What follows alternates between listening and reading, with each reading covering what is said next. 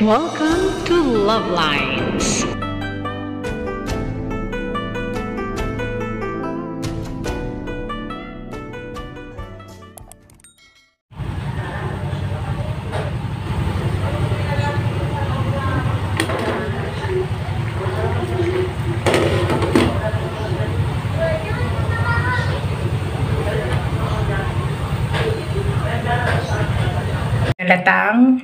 Binalatang itlog. Mamaya hatiin ko daw. Ayan. Kukunin ko kasi yung itlog, ilalagay ko dito, kakalahatiin natin.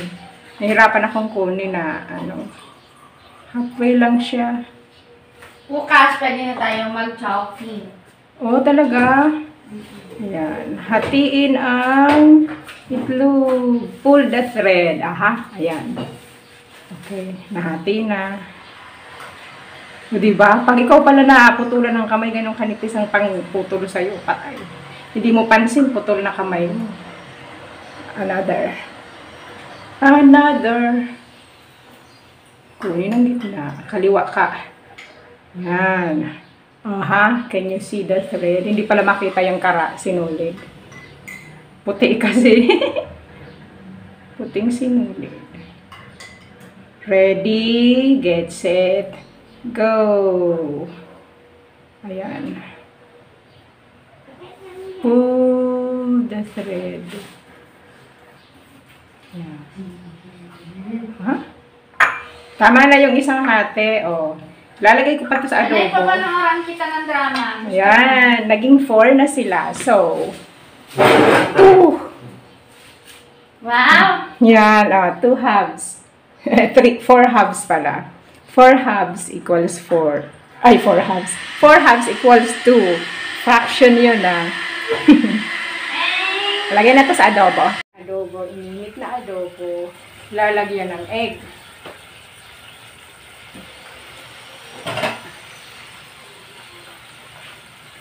Naka-low lang yan. Gusto kasi ni Lovelines Jr. na lagyan ng egg. Pero naka-half daw yung egg. So, ayan. I-half ko na lang para cute. Alright. Add a little hot water.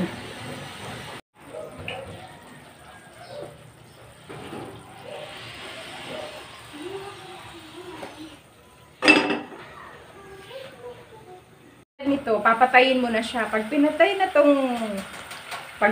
na yung kalan, yung gas, naka-off na, pero yung remaining heat dito sa heat conduction na to, conduction plate, andyan pa rin.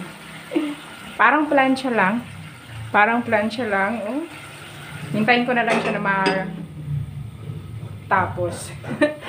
That's it.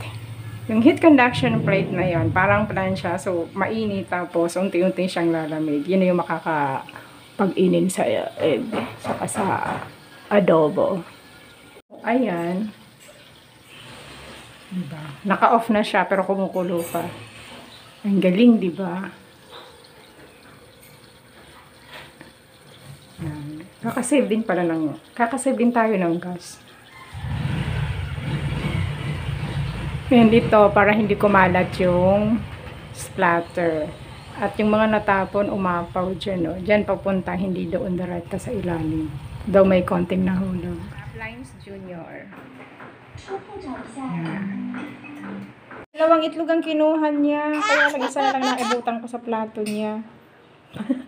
Ayan. Adobong bay leaf. Pulo ang dahon ng pechay. Gandang partner ng adobo.